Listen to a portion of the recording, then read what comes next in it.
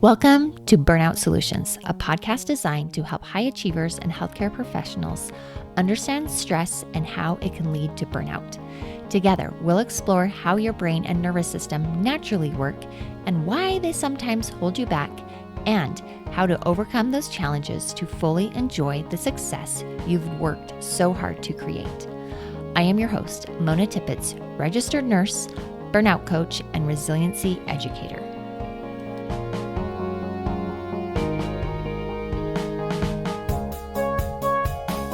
Hello, and welcome back to the podcast. Today, we are diving into something that I just love, and it has really been a total game changer for me, and this is called the Polyvagal Theory. Now, maybe you're thinking, I don't know what that is or why I should even care, and what the heck is it? And maybe the name just sounds like it's a little bit intimidating or something that you'd hear in a neuroscience class that you didn't even sign up for.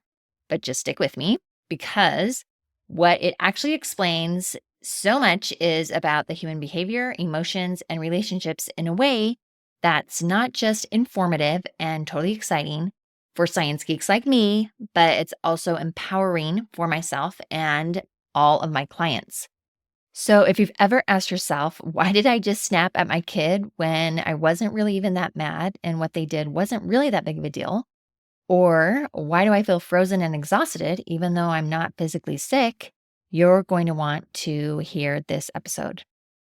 So, Polyvagal Theory was developed by Dr. Stephen Porges, and it's basically just a map for how our nervous system responds to stress and safety.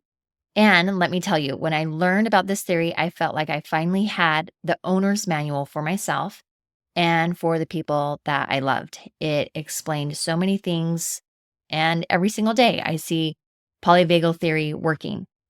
Polyvagal theory was developed again by Dr. Stephen Porges, and then Deb Dana, who worked really closely with him, made the theory really accessible, and she calls the polyvagal theory the science of safety. And I love that. And other people that I've read their books and listened to just talks about how it's the key to understanding trauma and stress and how they shape our behavior. And these people have just really helped me see this theory and help me apply it to work and parenting and relationships and self-regulation.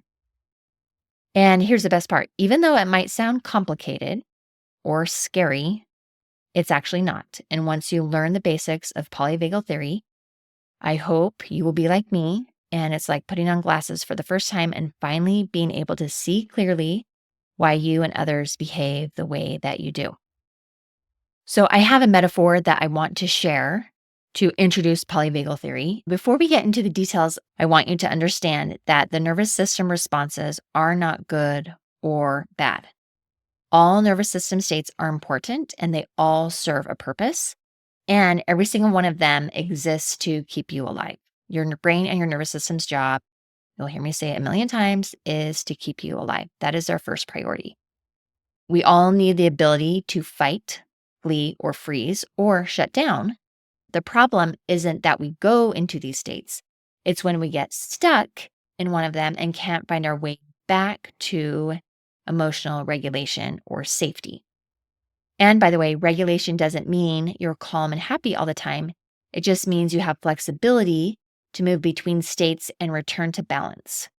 You can handle stress, you can feel it, you can move through it, and you can come back to your steady, grounded self. And really, it's flexibility.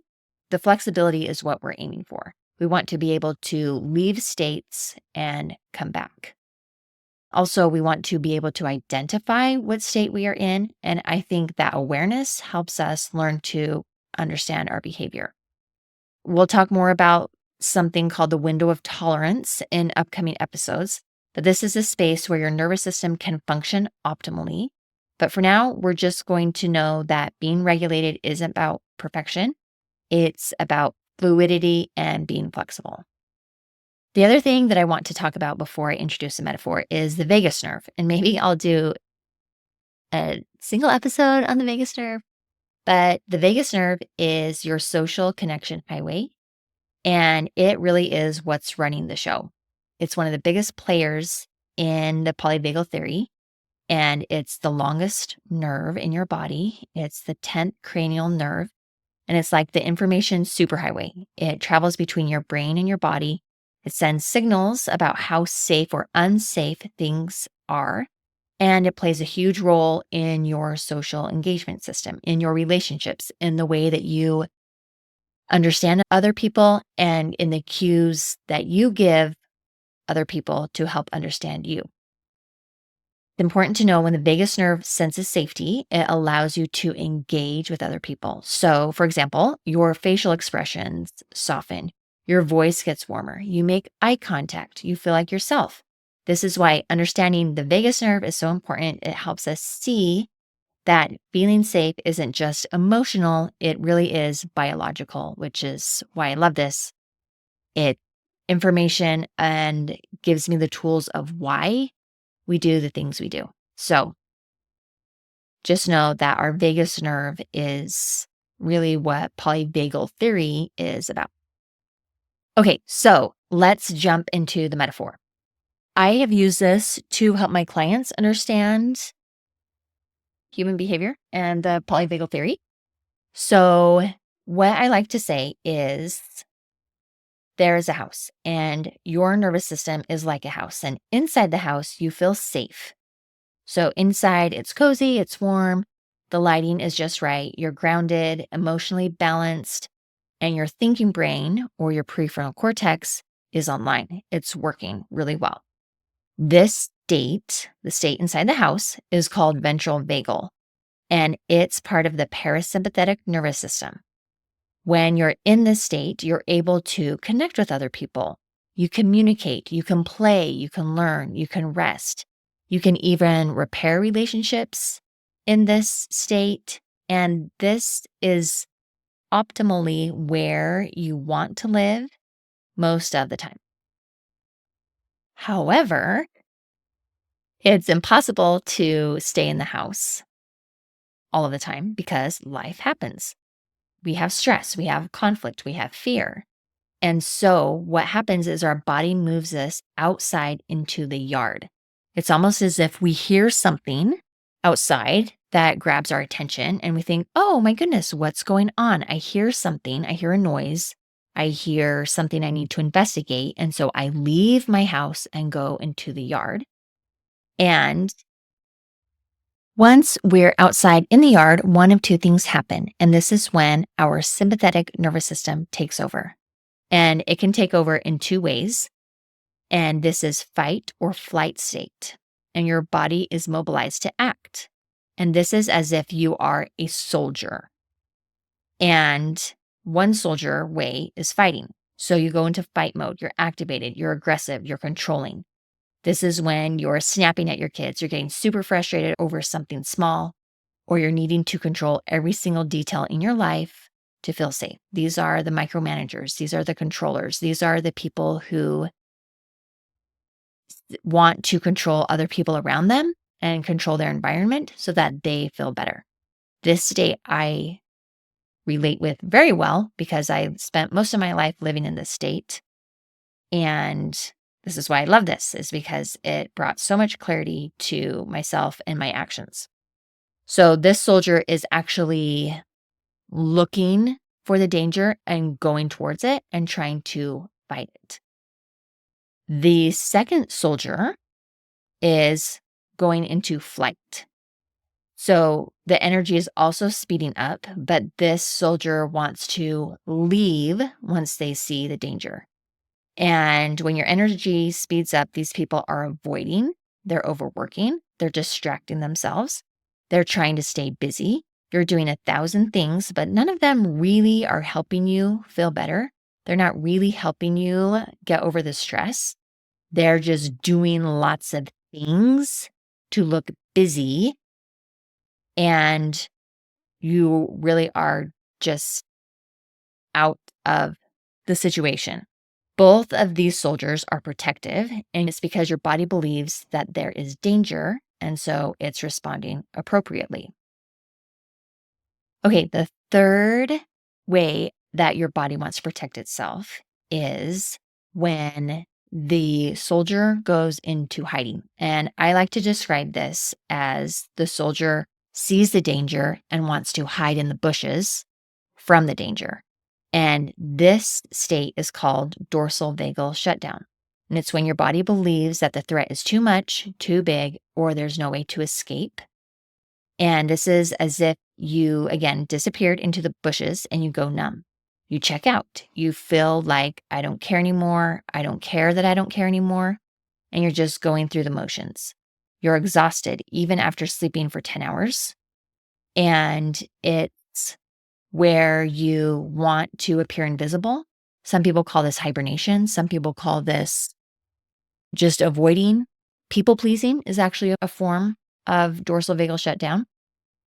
And it's really a disappearing act, and you want the danger to pass you. This state often gets misunderstood as laziness or depression. And again, that can be part of it, but really it's your body doing the most ancient protective thing that it knows, and that is to freeze and conserve energy. I want to give you a few real life examples to show you how this plays out in different people's lives. These are examples of people who sometimes get overwhelmed, not because that they're weak, but because their nervous system is doing its job.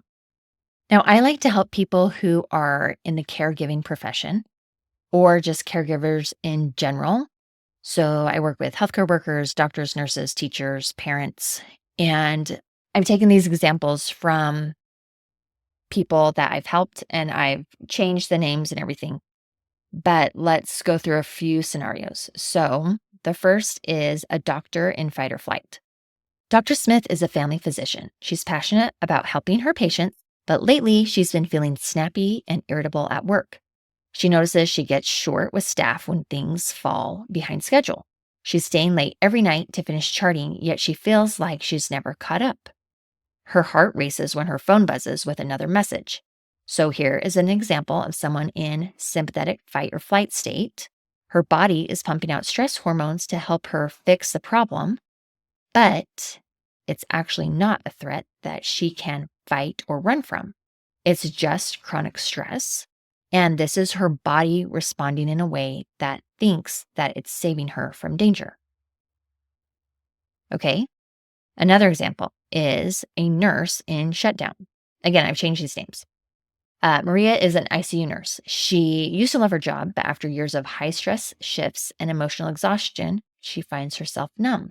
She doesn't feel much at work anymore, so she doesn't have joy, sadness. She's just blank and going through the motions. When she gets home, however, she crashes on the couch and, like many of us, scrolls her phone for hours. She can't bring herself to cook. She dreads going back to work the next day and often has pre-shift anxiety and can't sleep even though she's so tired. So here's an example of Maria not being lazy or uncaring, but her nervous system has slipped into dorsal vagal shutdown. And so her body is trying to conserve energy and trying to protect her from emotional overwhelm by disconnecting her. Okay, can you think of any examples of your life similar to that? The next example is a teacher using the social engagement system. So let's say Mr. Green. Mr. Green is a high school teacher. He starts each class with a smile and a joke and a grounding breath. Even when students act out, he takes a second to check in with himself before he's responding.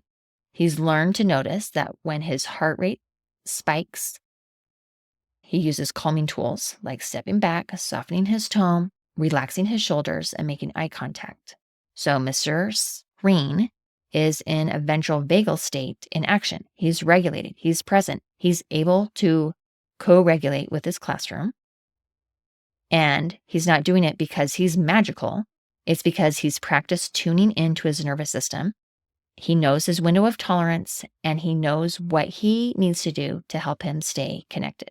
Again, these examples are not about right or wrong responses. They're just showing how different nervous system states shape our behavior. So when you learn to notice them, you stop making it mean something about your character and you start seeing it as a moment of biology. which is why I love the polyvagal theory. And this is just a personal example that I wanted to share that I thought was fascinating. One morning, I was standing in my kitchen and I looked at my phone. I got a short text. This text was probably 15 words, but immediately I had my heart pounding. My hands were shaking. I was breathing really shallow. My body had launched into fight or flight just from a text message. Okay, was I in danger? No, I wasn't. But my nervous system perceived something threatening through the words, through the tone that my nervous system assigned to it, through the past experiences my nervous system had with this person, and just jumped to conclusions just based on the words in the message. It was super fascinating. It was all happening below the level of my thinking brain. This was just my body responding. So what did I do? I told my body I was safe. There was no danger. And I was actually proud of myself that I had learned to notice and understand the state that my body put myself in, and I could readjust before I responded to the text message. And I was able to respond in a way that I was proud of. So the other thing I wanted to mention is that everyone has a pattern, and some of us tend to go to fight. Some of us go to flight. Some of us go between fight and flight. Others can go straight to shutdown. And that pattern is shaped by your early experiences, any trauma you've had in your life, big T trauma or little t trauma, stress, and your environment. Also, as a child, we often pick up on cues of others, our caregivers and our parents, and that also helps our nervous system form a pattern of where it goes when we are stressed. These nervous system states can also be called our home away from home, a place where your nervous system most often retreats to when we are stressed. But just remember that these are all protective states and your body is not betraying you. It's just trying to help and keep you safe. And the goal isn't to stop the response. It's just to notice it and help yourself move through it back into balance. Okay, so I hope you understand a little bit about the polyvagal theory. I hope that you can understand why I love it. It's that our behavior is just a reflection of our nervous system state. And when I understood that, it helped everything shift for me. I stopped asking, what's wrong with me? And started asking, what's happening in my nervous system right now? I stopped taking things so personally. And I can offer compassion instead of criticism to myself and to other people. And that is a gift of polyvagal theory. It helps you understand yourself, your kids, your spouse, your coworkers, and it also helps you to respond rather than just react when something happens. So what's next? Well, I introduced a few topics in today's episode, and in future episodes, we are going to explore self-regulation, co-regulation, how to build more flexibility in your nervous system, how to expand your window of tolerance. And today, I just want you to pay attention to what nervous system state that you are in. And awareness is the first step to being able to change anything. So just notice, where are you? Are you in your house? Are you in your yard? Are you hiding in the bushes? Are you a soldier with a gun, fleeing or fighting? And also just know that no matter where you are, your nervous system is doing its job. You're not broken. You're not failing. You are just wired for survival. So thank you for listening. I would love to hear any feedback or aha moments that you had in this episode.